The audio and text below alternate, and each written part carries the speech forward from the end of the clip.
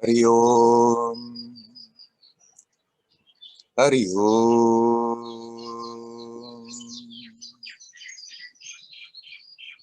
Hari Om.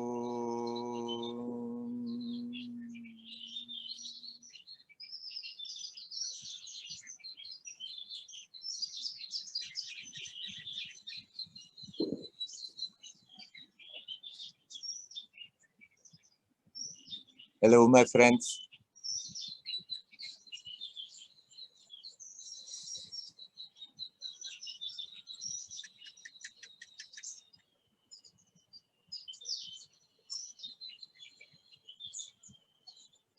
I was a bit winded. I had to run a bit to come.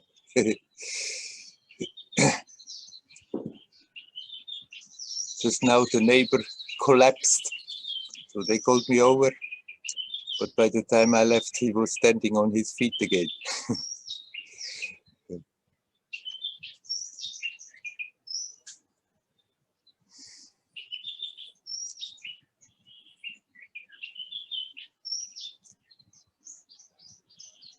It's not even as hot. It's less hot than the last week. I don't know what happened over there. But anyhow, somehow things always work out.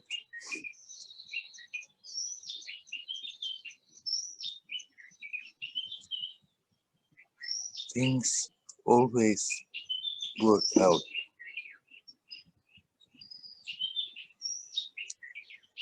We have the tendency to make so many difficulties for ourselves by worrying about things, how they are going to work out. When we let them come and deal with them, when they come, it's usually always working out.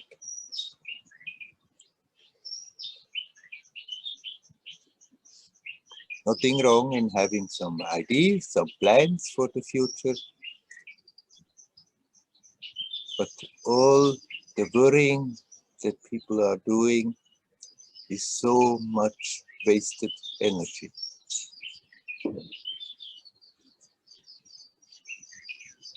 We are living only now, here, now. Here, now, we confront our experience, we confront the circumstances, we deal with them, they come, they go. Most of the time, no big deal at all.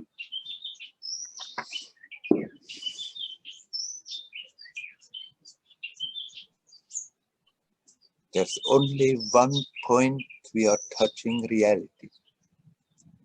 Now. Now is timeless. All else is in the mind. The past is a memory. The future is an anticipation.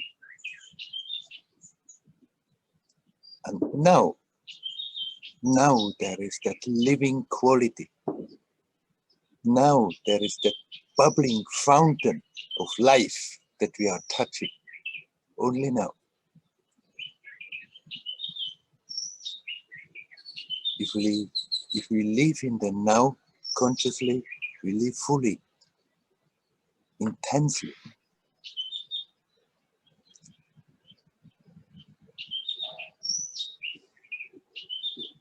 If we worry about the future,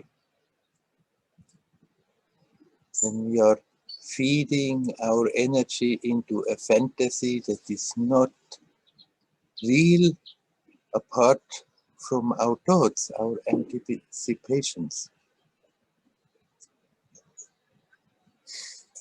And now, of course,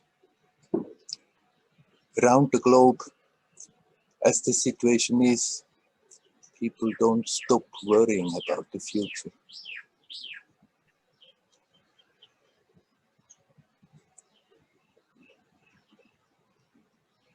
Still, there is so much fear what is coming out of the situation. And that fear that pulls the attention down in the darkness, that fear is sort of reducing the level of the vibration of life.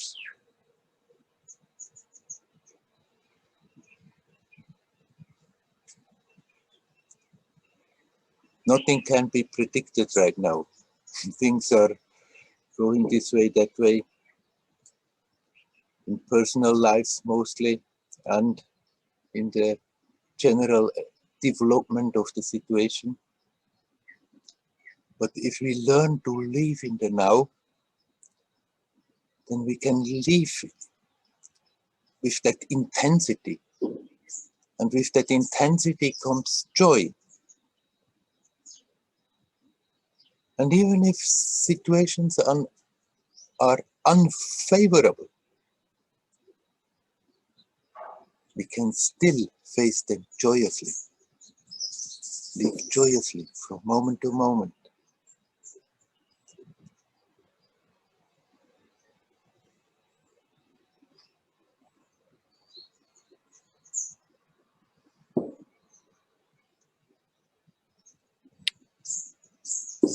Okay, my friends,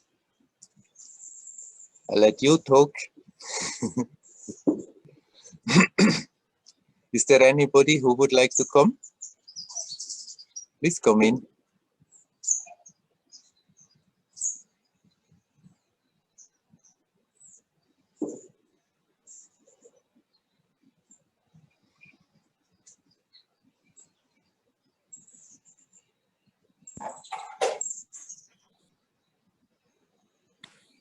Hello, Werner. Hello. This is Rhonda. Rhonda. Yes, hello, Rhonda. And I've got Shreya with me today as well. Hey. Hello. She's stayed for a couple of days. We've been talking, Shreya and I, this week about free will.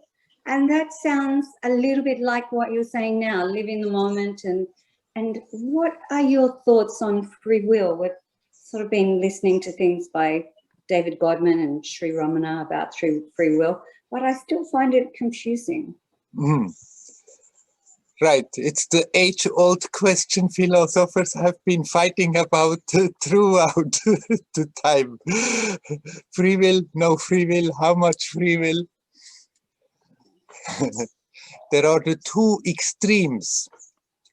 On one hand, they say you have total free will, you can choose every moment, totally, everything lies in your hands. And the other extreme is that you have absolutely no free will.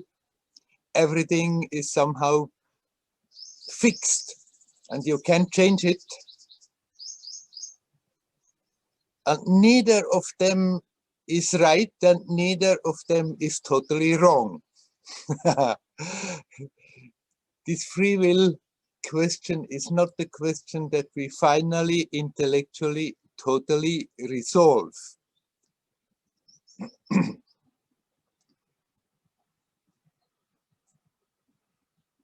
We have continuously the choice from moment to moment whether we are attempting at least to be conscious, consciously conscious, here, now, or whether we just let the attention completely get absorbed in the situations, in our thoughts about the past and future, and totally identified with the details of it. That freedom is there to attempt to look in the right direction. How much we are successful or not, that is not something that lies in our hands. Too many influences are there to make this situation happen as it happens. But if we exercise that right that we have, that possibility to at least attempt to be conscious, attempt to be in the present, then there develops a power that gets stronger and stronger, that we have more and more the capacity to really be rooted in that ground, in that base that makes the experience possible. And the more we are there, the less predictable our life becomes. There is such a thing like destiny. It seems that when a baby comes to this world, then there is a package, and a skillful astrologer may tell a whole life story what is going to happen. And if that person simply half asleep goes through that life, then most probably that story is simply going to unroll itself as predicted.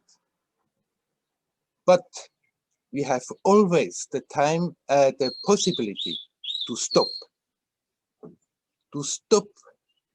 our attention that goes everywhere and bring it to the now. And it's like when we bring the attention to the now, we step out of time, we step out of karma, we step out of destiny and touch something that is unpredictable. And from this position, something new flows, a new influence flows into the current of events. And the stronger you are rooted in that present, the less power destiny has. The more you have your own capacity to decide now going left or right. Still, somehow there is an all-over will, you can call it God's will, which is often, Natasha, please turn off your microphone, you are interfering. Rhonda, can you say something? Then you come back. Just say something. Thank you. Still, Natasha is there. Yeah, we know Natasha as well. Natasha's now you are friend. back. I see you again. Yeah, Natasha is our friend as well. We know Natasha well. Simply her microphone was interfering.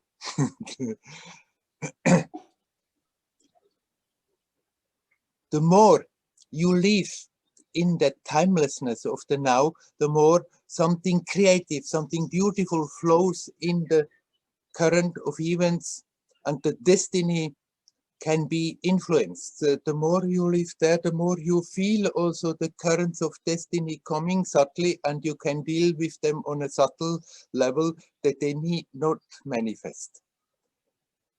But there is an all-over will, and you can call it God's will. And often people confuse the two, God's will and destiny, being the same, and they are not the same level. Destiny is just a story that is bound to happen if we don't give it stronger input, stronger influences. But God's will is a totally different level. There is a cosmic will that is somehow weaving everything in a cosmic tapestry. And as long as we are manifested within this universe, then somehow we are subject to that God's will. Only the more you are self-aware, the more automatically you are in harmony with the divine will. If a being is realizing that divinity and somehow doesn't want to coordinate with that divine will, that being simply gets out of this creation. As long as we are here, we are somehow subject to that divine will, and that divine will is totally unpredictable. It cannot be predicted by astrology or any other predictions. But on the level of events, we do have the possibility to more and more have power over the destiny, that we are not victims of the destiny. There are some people who say, but this is all preordained. When I talk like this, they tell me this is all preordained, whether you stop or don't stop, that also is preordained. And up to that point, I can even agree. But from there, start something that is not predictable. you start to touch something not predictable. The more you live in the now, the more destiny loses its power. Here now, there is no karma. There's no cause and effect. As soon as we get into the current of time and space, there is cause and effect and karma and all that. But we can influence the karma. It's not that karma is written in stone, unchangeable. So you can say you have the free will to be yourself consciously. And the more you are that, the more you sort of getting a line that you can also influence circumstances according to what you feel is right. Because the more you are in harmony with yourself, the more you will also act in harmony with the common good and not against the common good. And the more you do that, the longer that line becomes, as a rule of thumb. But you cannot say there is somehow one teaching that really says that is exactly how it is. It's not that finally you have the final answer on free will or no free will. It's more that the point comes, it doesn't matter anymore at all. The question disappears. You just come to the point where you are playfully, joyously live from moment to moment without wrecking your brain whether you have free will to do so or not.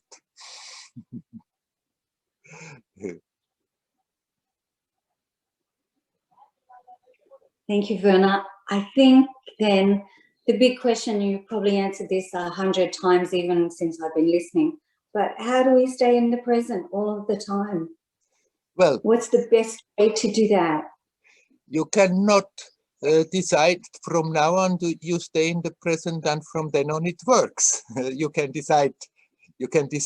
That's a good decision. But out of habit, we will be pulled away again and again. How to do it, how to bring the attention back is very personal. Whatever suits you best as a help, that is the best way to go about it. For example, if somebody is on the jnana approach and is doing the self-inquiry, then the very question of inquiring, like Ramana is teaching, but who is experiencing, brings you right back. That's also the point of the question. The question is not the question that ever will have an answer, that at some point you get it, click, now I know. It's just one way to bring to detach the attention from our mental obsession and bring it to that sense of presence. But you can also do a simple thing like consciously breathe in, breathe out, relax, and you're right here. A devotee may also just use the name of God or just focus on that sense of the divine presence and is right here again. So we can find our own little ways how we are doing it. But what is important that we learn to categorically, whenever we become aware how much we are estranged, how much we are scattered all over the place, how much time has gone without really a conscious moment. At that moment, without compromise, you just connect and relax. When we become aware that the hours have passed and I didn't really have a conscious moment, then don't fall in the trap of starting to lament and tell, oh, it's no use, I'm never getting anywhere. And there we are again in the story. Just without big fuss, the moment you become aware, right, then it's like you turning the attention 180 degrees and bring it back to that sense of presence, to that sense of being alive, and learn to relax. And if we do that consequently, the memory to do so comes back more and more often.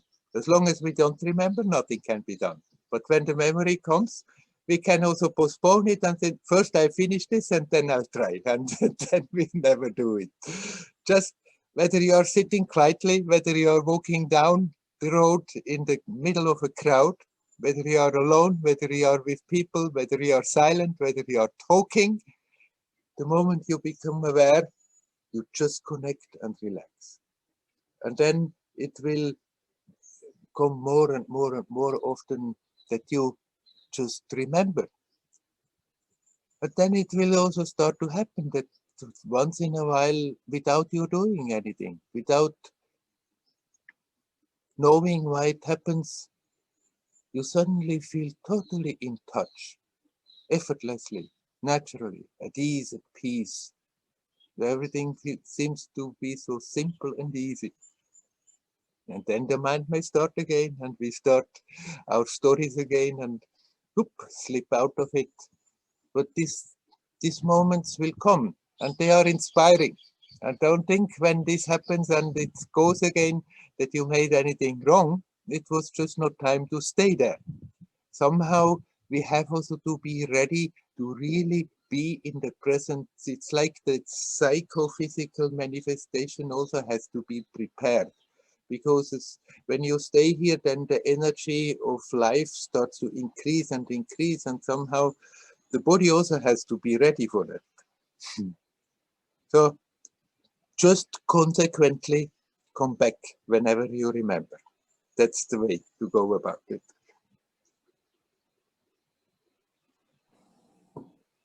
Thank you, Werner. I know you've said that before. Somehow it's always new. Thank you so much. That was very, very beautiful. You are most welcome. Hari Om, Hari Om.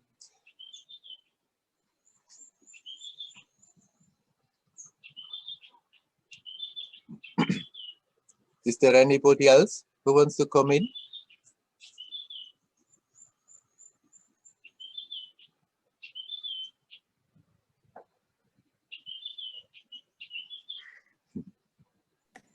Hari Om, Werner. Hello, Maria.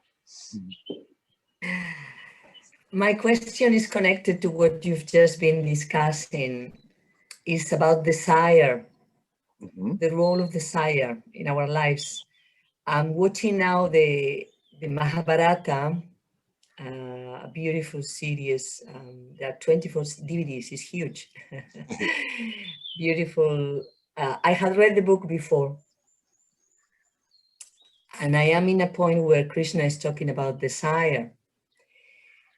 And I have experienced myself, I mean, lately I seem to be having two experiences. One that I suppose is more connected to the non-dual aspect of life, which is a sense of, emptiness. Things just work by themselves. It's kind of like life is doing its thing by itself.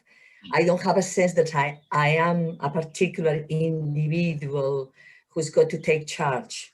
So there are some experiences of that. And then there is the other experience, which is the opposite, seems to be the opposite, where I feel I have an identity, a role, and there are certain things that I wish to accomplish or that I don't wish to accomplish, or, there is that sense, which is what I feel with the Mahabharata is where I'm connecting. And my question is about desire, because there are moments where the desires to do certain things, to take a trip, to start a relationship, to stop a relationship, there are big things that are clear. And then there are other moments where that's not clear at all. Yes. Within a short, and it can happen within a very short period of time. Yeah. Like all the energy seems to be pouring in that direction, but then it seems to dissolve, and then there is this confusion. It's like, was it real before, Yes. or not? And I don't know. Yeah, it would be nice if you could talk a bit about that. I mean, desires are bound to spring up as long as we are living in such a form in a human body. Even the simple desire that you are hungry, you have the desire for eating.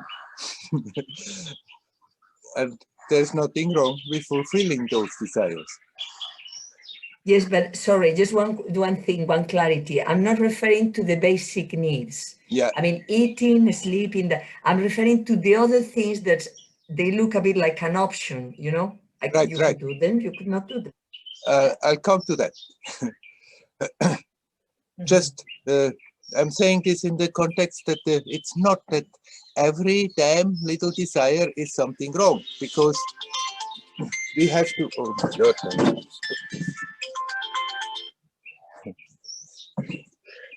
Sorry. We have to be clear that because in the traditions often they say you have to become totally desireless if you want to have a chance to get self-conscious. And this is not literally the truth. As long as this body is there, desires are springing up. And there are the basic desires, and then there are the other desires. And where are we putting the limit, where they are necessary or not necessary? Actually, there is not really such a limit. What makes the difference is that we are aware of our desire, are aware what they are doing, and then we have that freedom to decide whether we want to pursue something or not.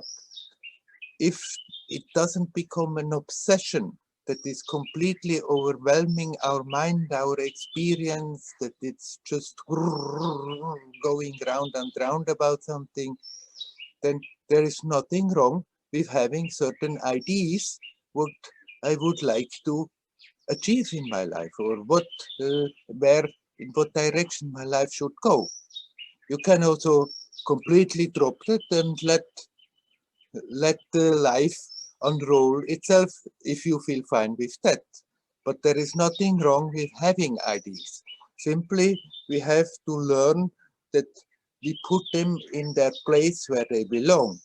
That the main importance is that you are connected with yourself. And every moment is a possibility to strengthen this connection, to become more powerfully self-aware. That is the basic desire we should not get be pushed away by other desires. And then when a desire comes and it's out of habit getting a bit overwhelming, then don't so much go after the idea, should I not, should I do like this, should I do like that, is it right, is it wrong, but rather learn to just let be the desire there and see what it is doing to your experience right now. See how it is affecting you energetically and physically, emotionally, intellectually. And when we observe it like this, we get a healthy distance, that we are not more obsessed by it. And from there, we can in a more broad-hearted way decide whether we want to just drop that desire or whether we take steps to fulfill that desire. If you have that detachment, desires are nothing wrong. Then without desires, it's in a way not much is happening in your life. But they should be in their place where they belong, that they are tools which you can use to shape your external story, to shape where your life is going along, to shape how your consciousness wants to develop. But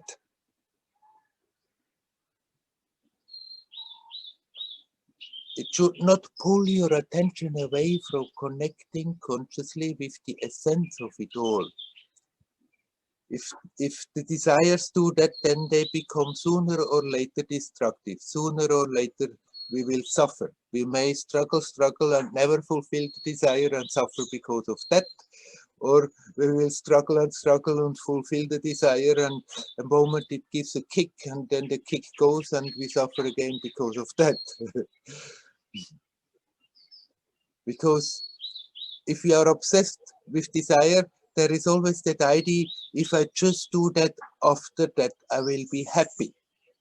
And fulfilling desires gives us a momentary impression that of that happiness, but it can never stay there, because the happiness comes out of ourselves. You are the source of your happiness. You are the source of your fulfillment. And no amount of fulfilling desires is going to construct this. You are that. It's already there. If we know that, then we can deal with desires in a playful and constructive, joyous way. Then desires come up and we can look at them and say, no, I don't want to go down that alley again. I know already what comes out of it. And then we can detach from desire, or a desire comes up and we pick it up and think, yes, let's go for the ride.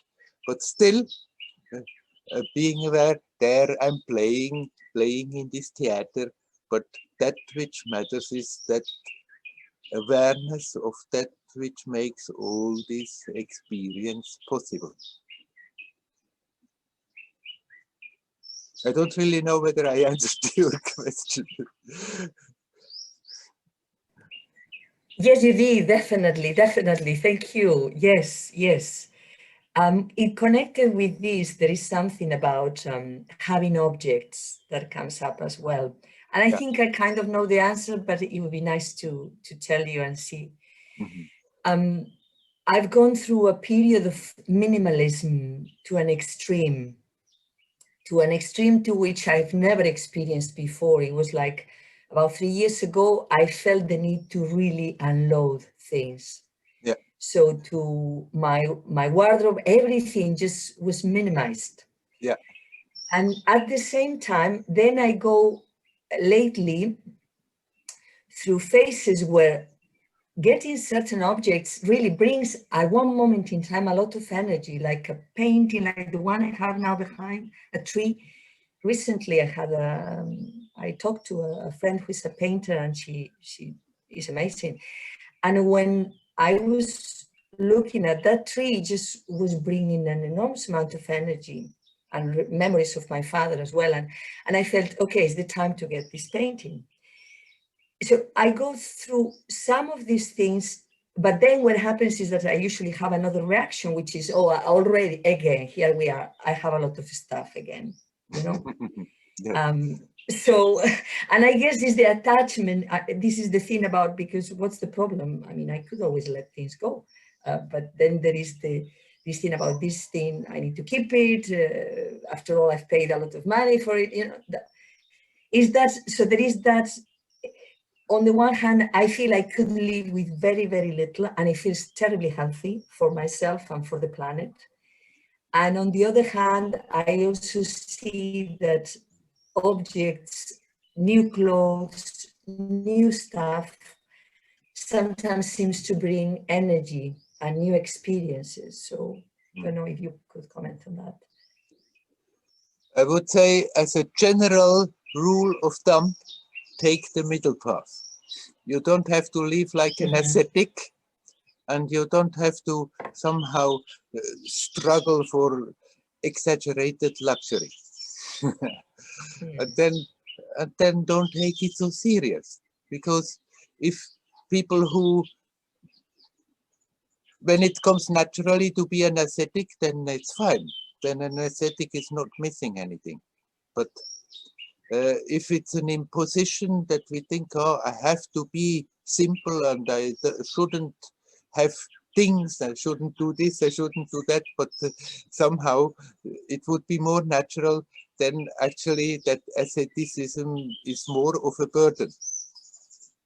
But then if the mind is getting caught up on simply wants more and more and more and more, there we can have a little step back, go get a step back and put the breakers and say, come on, it's just a burden that I'm putting on my shoulder. It doesn't make me more happy. My happiness is not dependent on the circumstances, and certainly not about on the amount of things that I'm owning, that I can put my ownership on ship on top of. So find for yourself the healthy middle path. Okay. And if sometimes you feel, oh my God, I have accumulated a bit too much, then you can also get rid of some of it. But you don't have to completely strip yourself of all your possessions. Yeah. If we don't take it so serious, then it somehow arranges itself. If you know for sure it's not that which makes me happy, but it's also not taking your happiness away if you're allowing yourself. If you have the possibility with reasonable amount of effort to get something that you feel would be nice to have, then there is nothing wrong in it. Especially if it's useful.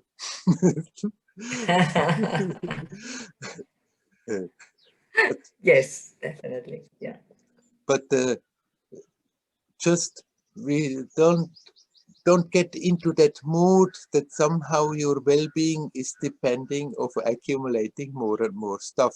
And as long as that is not happening, then you have the things that you want to have, if you have the possibility. If you don't have the possibility, then it's good not to be unhappy about it. But if the possibility is there and you can have what you would like to have, as long as it's not becoming a burden, there is nothing wrong in it.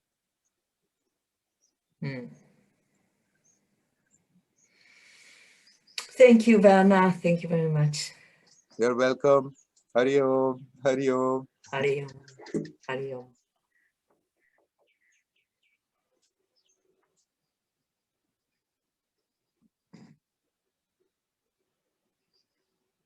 Is there anybody else who would like to come?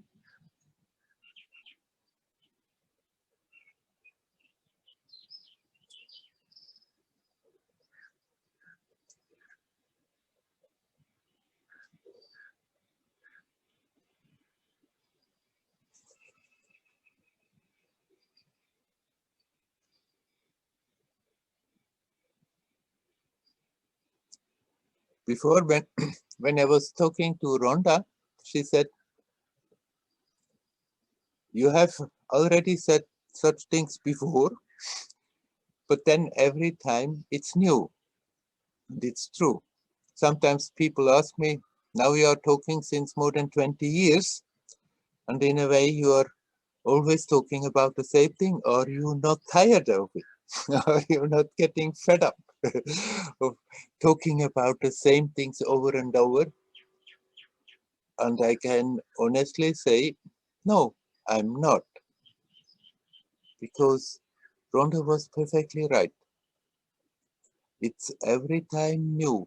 It depends when somebody asks a question, whether that question is really genuine, whether it's really touching something, and then there is an exchange happening. And it's every time new and fresh and beautiful. The words that I'm using, they are sort of a connection to keep that current up. So it doesn't matter to talk about the same things over and over if those things help to go deeper, to connect. And the more you connect, every moment anyhow is new and fresh and beautiful.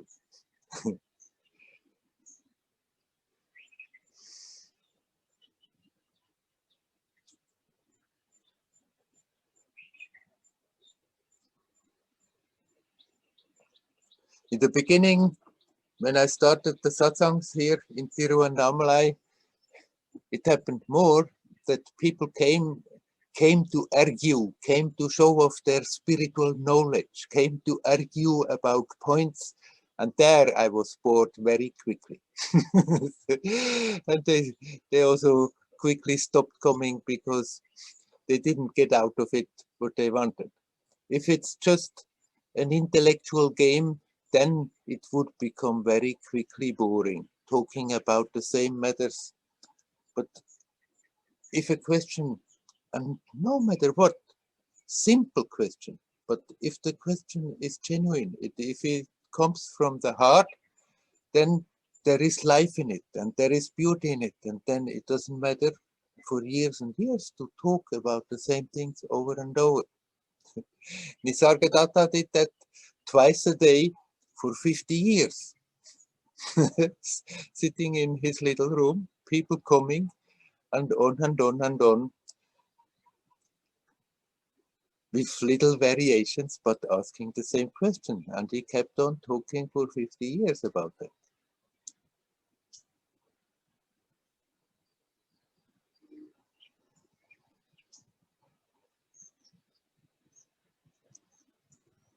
If we talk about truth, if we connect with truth, it's always new and complete and beautiful.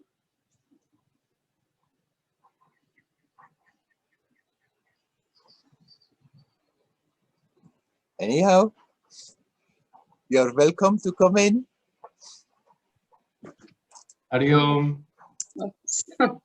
Hello, Ben. Hello, Werner. Hello, everyone. I just felt like giving a little update on my personal Your therapy. development. Because I feel it's been yeah, my greatest support, and I feel I'm going through that change, and I'm referring to my use of Yes. of marijuana, which has now been almost gone completely. At least personally, I've been invited with some friends to do it once or twice, and I did. But otherwise, I completely stopped. And you were right. My energy feels definitely more stable and more high somehow. Right. And yeah, so again, I'm just coming in here now just to share that and just to express that it's helping me a lot to talk with you about it. And it feels like it's been shifting, and I'm gaining a new sense of clarity, and also of, I don't know, you were talking about free will just now. There was this question, and I feel that I've used my willpower to decide this and to make it happen. So, and there's a sense of empowerment from it, of feeling that I was able to consciously decide something and reach out for support. And I feel very alive from having gone through this process. I mean, it's ongoing. I'm not feeling like, okay, now that's done. It's still going on, and it's part of my journey right now. And yeah, this kind of letting go of detachment of a desire that I guess was not a basic desire in the first place, and that just became a habit desire, and to be able to let it go. And Maria was talking about, yeah, this minimalist, or I guess letting go of what we don't really need. It feels good. I'm very happy to hear that. It's great. Everything has a price. If we take this kind of stuff, it gives the illusion that it helps you, it elevates you, it makes you go deeper. But the price that is being paid, that it eats up the vital energy, much more than people are aware of. And when you come out it, you start to recognize it. Oh, there is more energy there, not less. Yeah. It's not that you are missing something. Sorry, Lalita, please turn off your microphone. You're interfering. Anyhow, I see you, Ben. Yeah.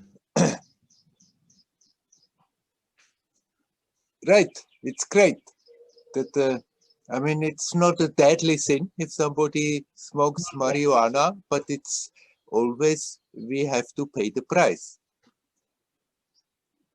It's not doing actually what it's promising. It's not that it helps you to go higher with your consciousness, with your level of energy. It gives a bit the feeling, but actually it's eating up energy.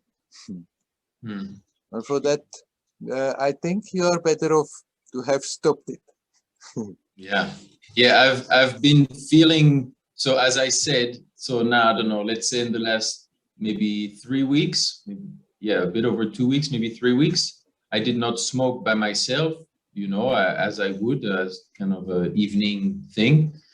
But I was invited to join a friend. There was like this kind of ecstatic dance organized, and they were like, would you like to smoke before? And I was like, okay, yeah, let's do it.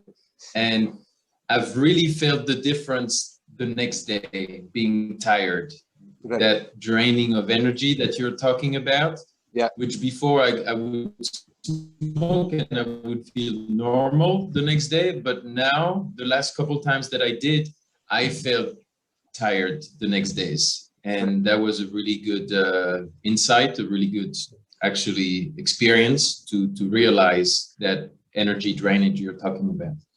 Right. Of course, if you do it every day, then you cannot more really recognize it. But like now, you saw the difference. Yeah. Very Yeah. good. So thank you so much. And yeah, thank you. Continue you. like Hariom. this. Thank you, everyone. Continue like this. Very good.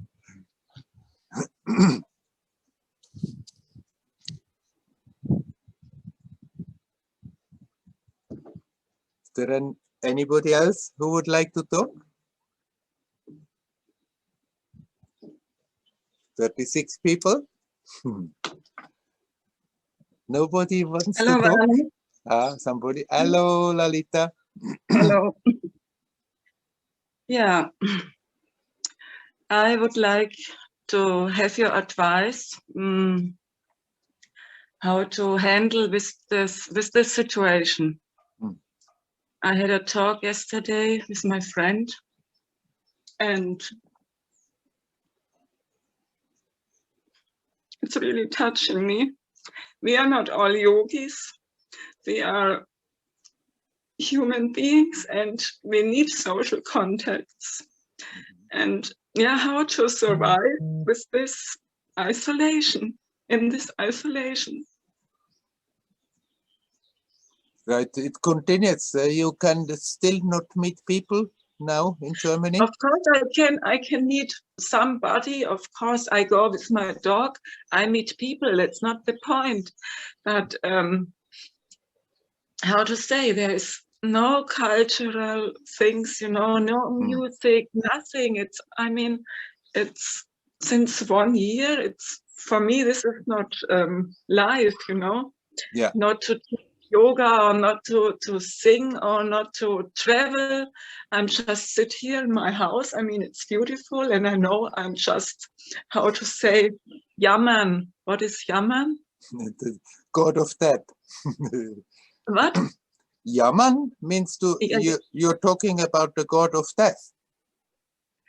Yeah, that I just complain about a very high niveau. I mean, I have everything, you know, there's food, there is fresh jammer. air. Oh, the German word, jammern. You are complaining. Complaining, yeah. On a high level, you know, because there is food, there is fresh air. But somehow there's something missing.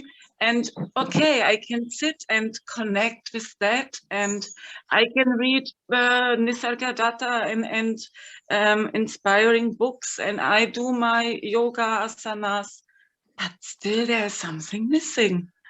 Right. And I cannot express, but something is missing. Right, and for you, your life was very much just singing bhajans with people and coming together and doing a lot of that stuff. And now you can. I can understand that is not easy. At least you can connect like this. You can connect with people on Zoom or on WhatsApp. Yes, I it's did. not the same thing. I I did understand. one year. It's really not the same. I mean, for me also, it's so important to feel people, to hug people, to Yeah. feel them, to be near, and Mm. yeah, I mean, how to say, to make things spontaneous, you know, just now you have to get this 1 day pass, or you have to write if you want to go shopping for 1 hour. It's so crazy. And also when I see the small children, they cannot go out and play with their friends. And I see my mother since 5 months now, she's really get more and more confused. Yeah. Because also the social contacts are missing, you know. Right. And right. it's and yeah, I just would like to know how to handle the situation. Right. Yeah. Anyhow, let's hope that it's changing for the better soon. But in the meantime, when you feel what you feel, you can do 2 things. You Yeah. can fix your attention very much on how bad it is, that it is the way it is. And the more you do that, the more you feel it's terrible, it's getting bigger and bigger. Or then you can accept, okay, for the time being, like it or not, it's just as it is. Still, you can make contact as good as you can, which you are doing, simply not the type of contacts in the groups that you did before. But you can, instead of lamenting, instead of jammern, you can attempt. How much you're successful may not be in your hands, but you can attempt to open your heart and connect with people, connect with life, connect even if you are physically in different places. And then you will not feel the burden so much of not having the possibility of meeting them on this physical level. The more, if you get the more into that mood that it's really terrible and it's not right and it's not just, and I agree, actually, it's completely nuts what is happening. But still, as a little citizen, you don't have the power to change it, but you can connect as good as you can with people in spite of that. But if we get down that spiral and just think it's terrible, then it becomes more and more and more terrible. But if, on the other hand, that inspires you to, okay, now it's just a fact. I cannot externally meet my friends the way I would like, but I can open my heart and connect. And the more you do that, the less hard that situation will feel. Then, okay, more and more you can become aware. After all, you are all the time connected. Whether you meet physically or not, you are connected with everybody, you are connected with everything. And we can focus on that and open the heart to that, and then it becomes less of a burden how it is now externally. But the other thing is, it's not only, I mean, now, okay, but there's also so much fear I feel in the hearts of other people. And I mean, of course, I meet some friends or we talk on the phone or whatever, but then there are so many how to say, horror news, you know, the Great Reset, and I mean, whatever. Yeah, I mean, there's nothing to rely on that yoga studios will open in summer or in winter. There's, I don't know, I have the feeling they will lock forever and ever. And some people believe this.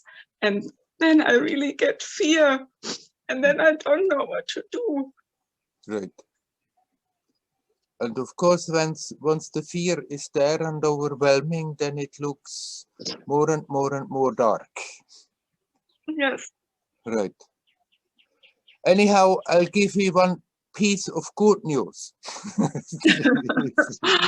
Because in the news, you hear only bad news. What is coming from the official party line is not good news. And also actually all those who are against that official party line, if you listen to their news, it's also depressing. Then you hear just repeating it again and again what kind of a horror it is, what is happening. It's like a battle of light and darkness. And the piece of good news I can give you from my heart and without a shadow of a doubt, the light is getting stronger and stronger and stronger. And it cannot be stopped. And eventually it will start to manifest, but it's like the opposite forces are desperate. And they try their level best to prevent this from happening. And so all this crazy stuff that is happening in the world is really sort of like a manifestation of that. All this fear that is inspired in people is, I mean, as long as we are fearing, then it's like it's pulling us in a dark place. So you cannot directly do something about the fear of other people, but at least you can work with your fear. You can work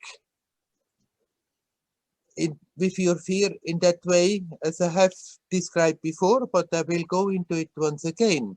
When you talk to friends and you become aware, oh my God, I'm scared out of my mind because of all this, then try not to dwell on what made you scared, but bring the attention back to the fact that you are afraid, back to the fear, and accept the fear is there as an experience right now. And watch what it is doing to your experience right now. Watch what the fear is doing to you physically, energetically, emotionally, intellectually. Cramps. Get cramps. And when you see that and when you watch that, you are already like a step out of it. And there you can start to relax the cramps. You can start to relax those parts of your body and subtle body that are not cramped, and help the rest to gradually get more relaxed again. When we deal with emotions, also strong emotions like that, instead of being in the story that brings up the emotions, step a moment out of the story and just bring the attention totally to your experience of fear in the present. And see what it is doing. See how it is cramping your belly, how it is cramping your chest. And then you start to, instead of fighting with it, you accept, okay, for the time being, that's what it is doing. But you start to relax. You relax your legs. You relax. Sounds easy. It's easy. You may not be 100% successful, but the attempt is not difficult. To do so is not difficult. To give your impulse, relax. And if you do so, at least to some little degree, you will relax. Mhm. It's not basically difficult, but if something is very strong, then the success of it may not be overwhelming, but still it makes a difference. If we are in fear and then think about what they told, what I read, what I heard in the news, and what brought the fear about, and stay with those stories, then we have the tendency to make that fear bigger and bigger and bigger, and it becomes hopeless. But when you catch yourself, oh my God, I'm totally on that slope of being pulled away by the fear, and then you shift your attention to that experience of fear. Accept, okay, fear is there. Don't fight the fear. Accept the fear is there. And you watch. And by watching, actually, without your being aware of it, without your consciously doing it, you step already a bit out of the story, because you're touching more that aspect of you that is always there, that is not affected by any of this, by nothing. That whole damn story cannot really affect that center of you. And if you start to observe how emotions affect your experience right now, then your attention is getting closer to that immovable center, that Arunachala that you have within yourself, that rock that is not affected by the fear, by the stories, by the madness of what is going on in the world. And then when you get closer of that, then you can deal with the fear and you can start to relax, and it's there for some more time and gradually it fades away. And the more you do that, the more you are also affecting people who talk to you. Just because you don't get so much sucked into their fear, then talking with them has an effect on them, that they also are being inspired not to be so overwhelmed by fear and being depressed about the whole thing.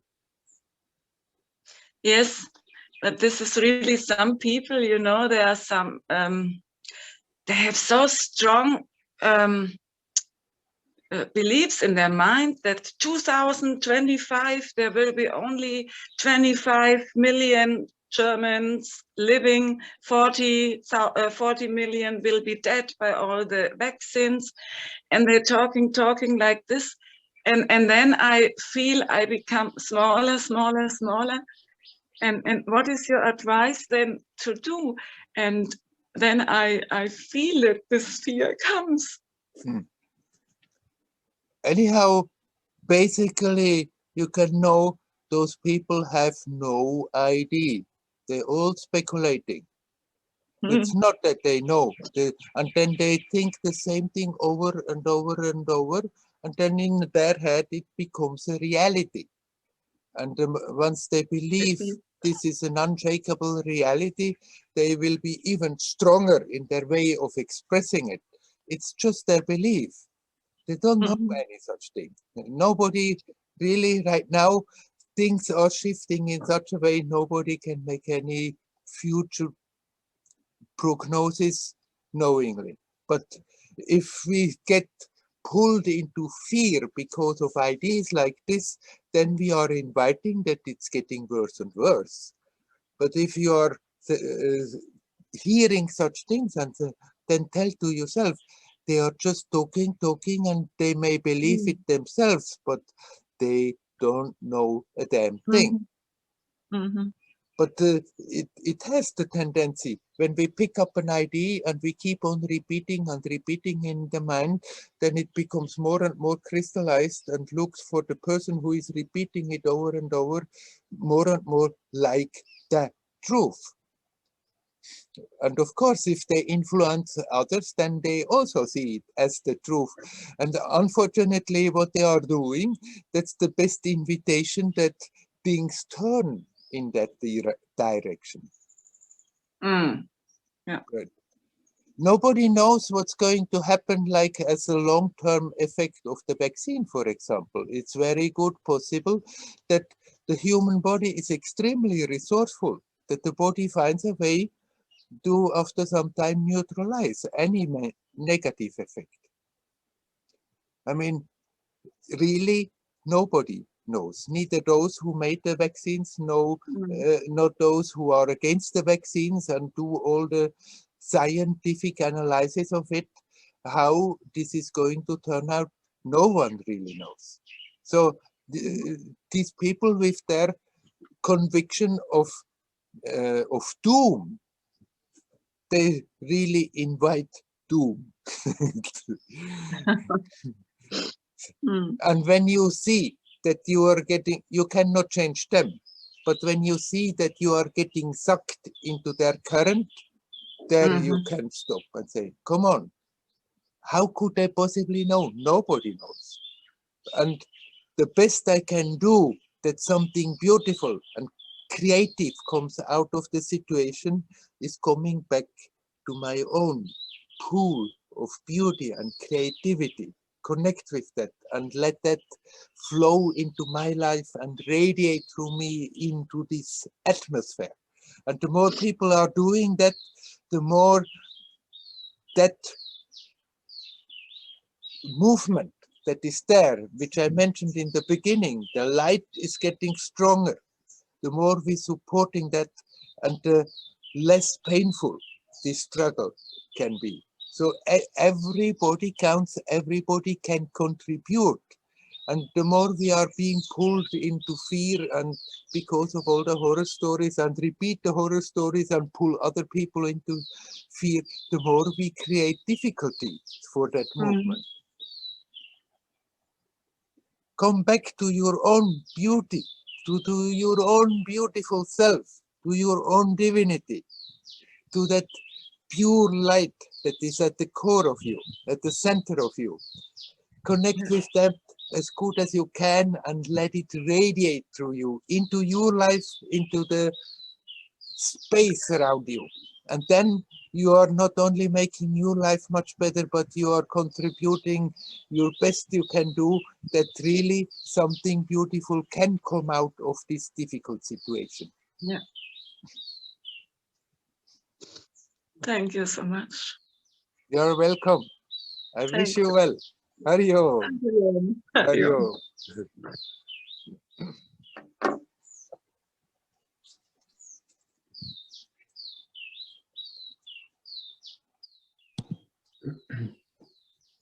Ben, you are back? Yes, is it okay? On purpose? Yes. I wasn't sure whether you are on purpose back. Yeah, sure. It's actually, I have some question that came out about this topic of fear. Yeah. And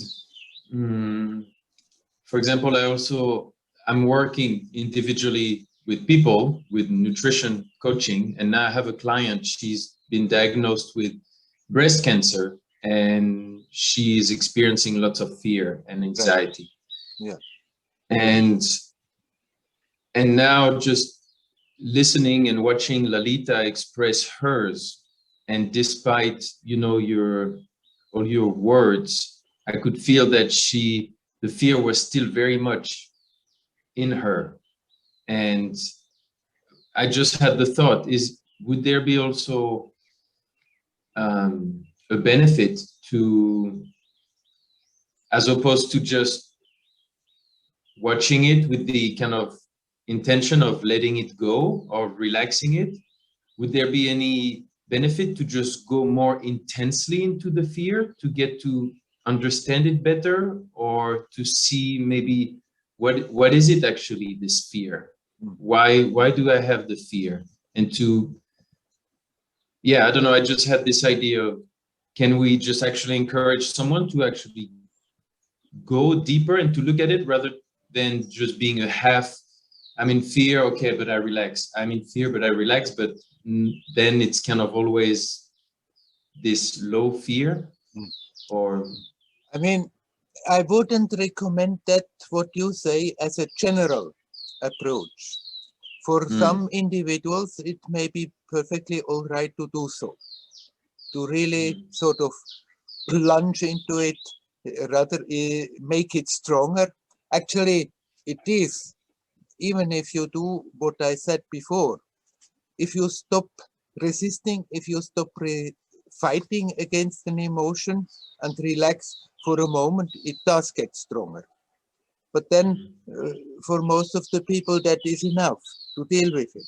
And if you then encourage it, then somehow that may lead into spaces, then after that suddenly they are not more capable of dealing with. But if somebody is guided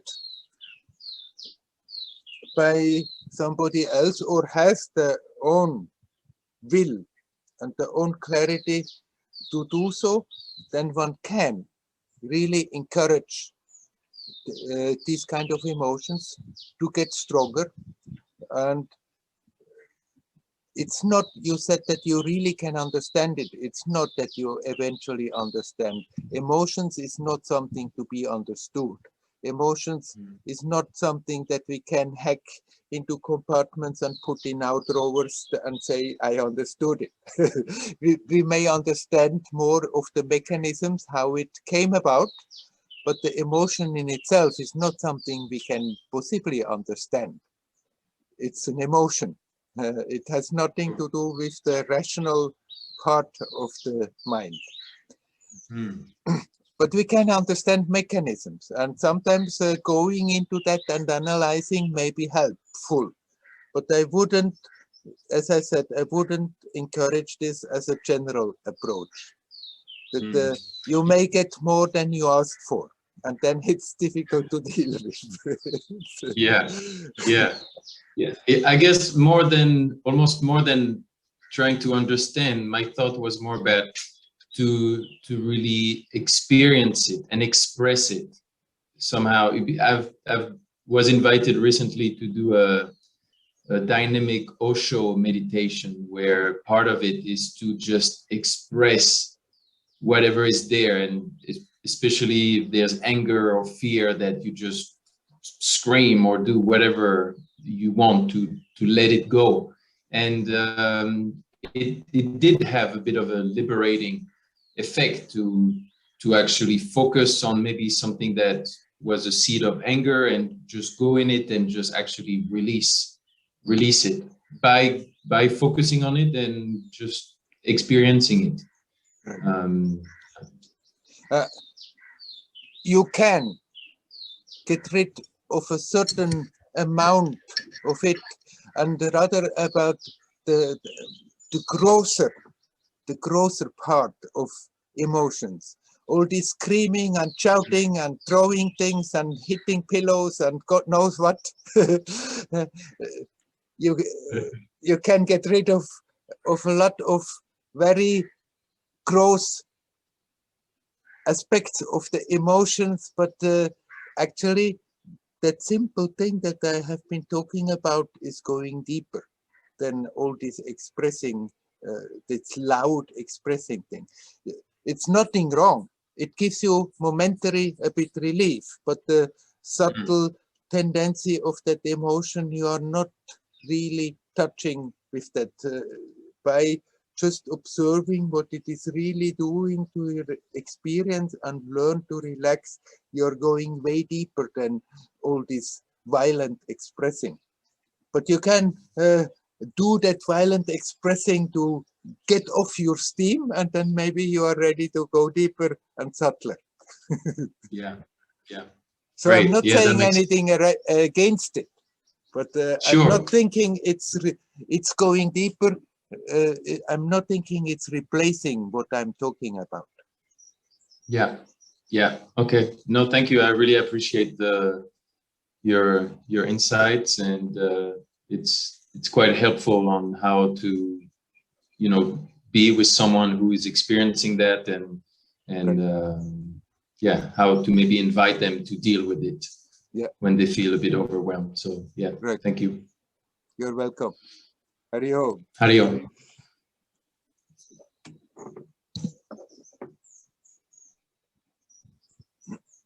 Hello, Werner. Ah, hello, Moksha. Hi, man.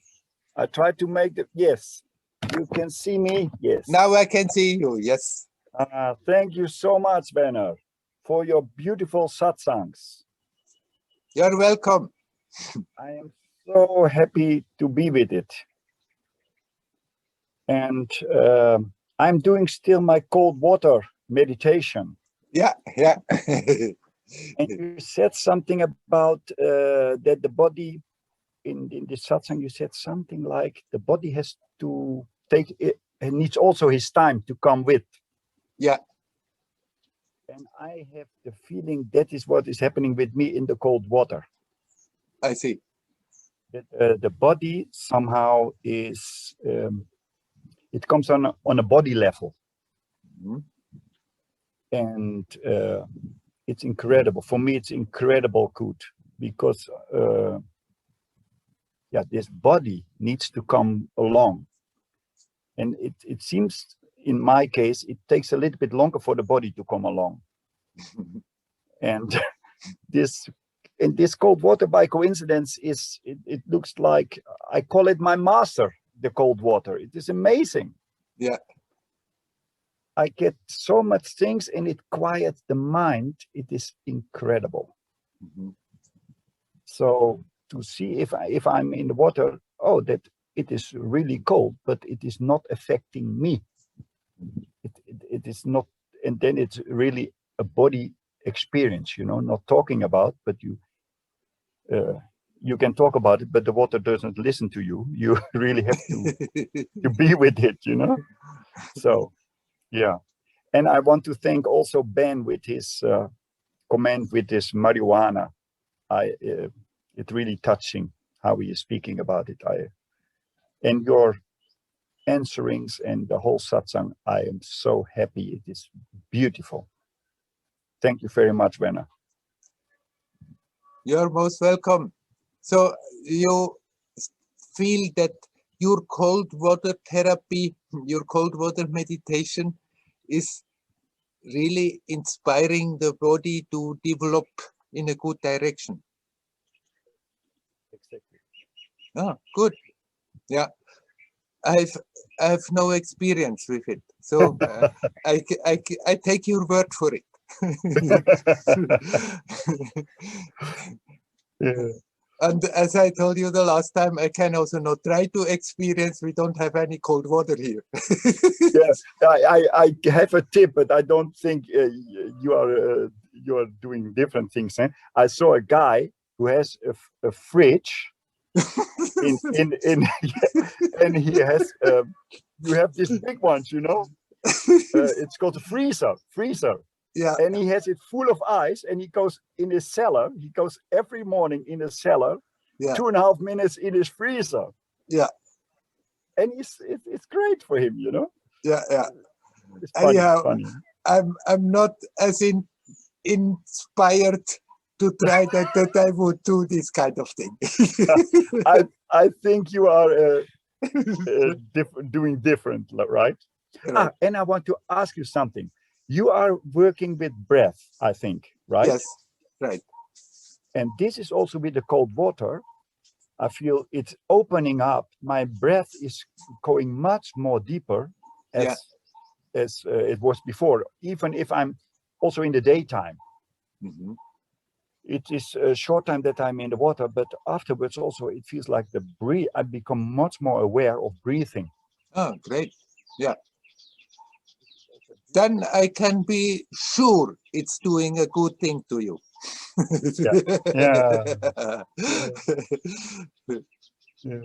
Yeah. And breathing, because you are not talking much about body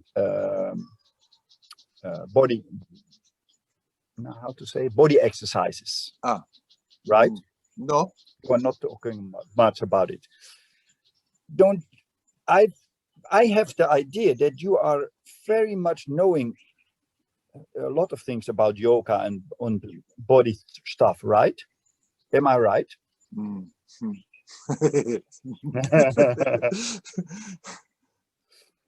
Because I've been yeah. in touch with yoga since a while, yes. Yes, since a very long while, right? Yes. Yes. It's really long is relative. Yes, yes, that's true. That's true. But with the breathing, I think you know a lot about it, right? Mhm. And this, for me, it came with the cold water. I was before not really interested in it. It came by coincidence to me, and I feel, wow, this is really great. This is really great. And then your center, breathe, relax, is also what is needed in the water. Yeah. If it's really cold, oh, relax in the cold. And then if it's amazing, it's amazing. Yeah. Yeah. Right. So I'm so happy to be with you and to know you. I'm so thankful for that, Werner. Actually, it's, I'm sure it will be with the cold. It's also in every averse that we think it's an averse situation or averse sensation. If we can learn to center and relax, and on top of that, breathe consciously, it's magical how it transforms the situation. I agree totally. And now I know. Yeah, good. Yeah. Thank you, Werner. Thank you. You're welcome. Hari Om. Hari Hari Om, Om. Hari Om.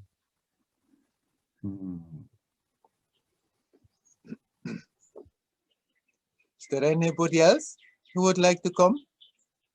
We can take some more time.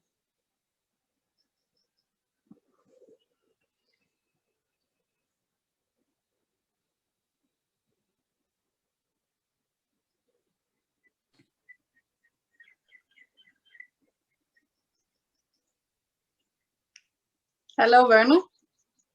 Hello. Hello, it's Tina. Hello, Tina. Hello.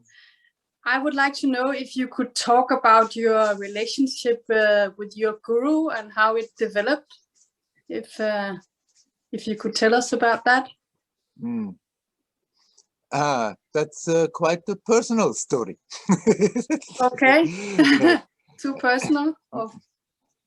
No, I mean, I need not go into no unnecessary personal details. No. But I had a whole line of teachers before I met Amma. Okay. And usually I used to project quite a lot into them when I met them. But that was not a problem because I projected all that in them. Then from them at that time, I got what I needed. And then it became somehow sooner or later clear that in one way or another, it was arranged that I had to move on. But then when I was with Amma, that didn't come anymore. But it just somehow, that was a moment of grace when I met her, that I felt within, you know, I met her in 1980. That was nothing there. There was no mission yet formed. There was the house of her parents and a very small temple, the gallery, which is which was half of the present size, a tiny temple, just a few square meters, and one hut of leaves like my roof here, with 3 rooms. That was the whole place. And when I came into that place and Amma walked out of one of those huts, and it was like something in me was screaming, yes, of course, that's what you have been looking for your whole life long. I was totally overwhelmed. I fell at her feet, did not even remove my backpack. And somehow I felt in the beginning that this woman, this woman looks at me and she knows more about myself than I do know about myself. Somehow that faith was there.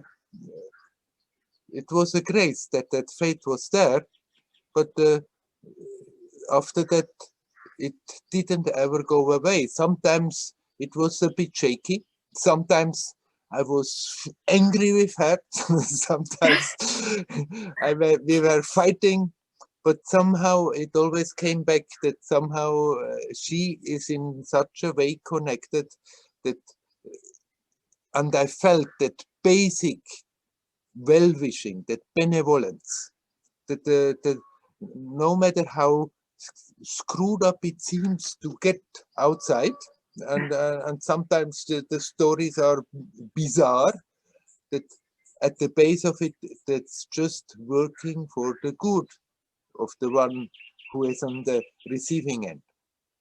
Mhm. However much the mind would sometimes rebel on no, then I always somehow came back to that after all. And it was not simply something that I was telling myself in the intellect, that was a profound faith that was there. She knows what she's doing. And she's only helping me to get to the light in the right direction. And then when it was time that externally I'm not more holding on so to it, holding on so strongly to her, because in the beginning she was rather encouraging that I'm holding on to her. Mhm. And then when the time was ripe, she arranged all by itself that somehow this attachment that was not more necessary was being cut off. But that doesn't mean that in my heart that real connection with her has been cut off. I went then once away, came back again to the ashram, but externally it was not more that close story as before. And then eventually I walked out, and it's now 21 years. I haven't been in the place, but I feel still that Amma is the one who helped me to come to a place that I'm not more going to run after teachers and hope that they give me something. That doesn't mean I cannot learn. I can learn from everybody and everything. But before there was that always that hope I go to somebody and they can give me something that I'm not having. And if I didn't have had that relationship with Amma, I wouldn't be sitting here now and talking. I'm not saying this has to be like this, but in my story, it was essential, this relationship. And I've gone away, going my own way, and people may have the idea that I went away from Amma, but my ideas about her greatness have absolutely not changed at all. No matter what kind of controversies that have come out, what kind of stuff that has been going on, what some people think about her, that doesn't in any way change, because it's much more profound, my own direct experience I had with her. And it was sometimes extremely hard and hurt like hell. And eventually always came out and could understand, yes, but in the long run, I am the one who is benefiting from it. And it's getting me, pushing me more and more and more in my own resources. The Guru's job in a way is that, to catch our attention, to catch the attention of the followers on the level where it is, and always in one way or another point back to themselves and say, look, it's already there.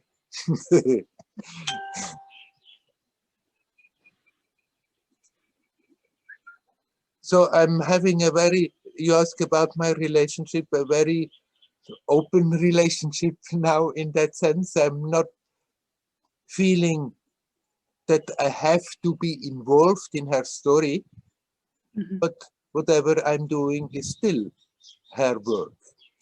The work for what she came to this world for, and in the heart I'm feeling totally in agreement with that mighty being, Amachi.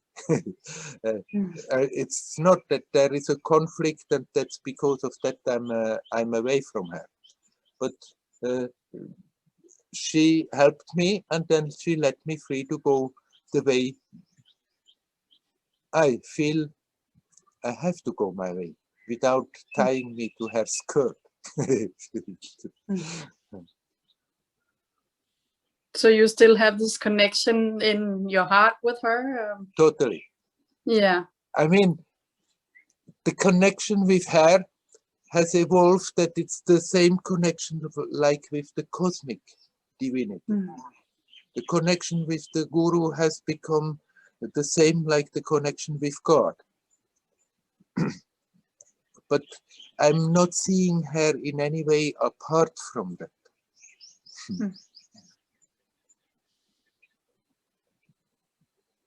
When I see her, which is very little, but when last time I saw her when she came here to Tiruvannamalai, and then it's a very joyous meeting. Sat the whole night beside her.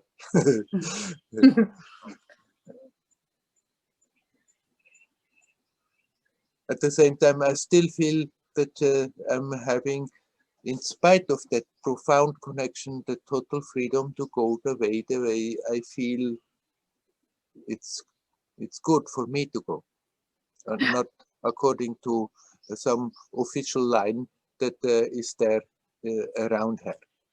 And I feel also that she is totally okay with it.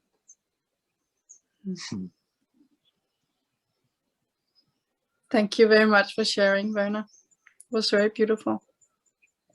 Thank you. It was nice. Hari Om. Hari Om. Hari Om. So then let's stop the satsang for today.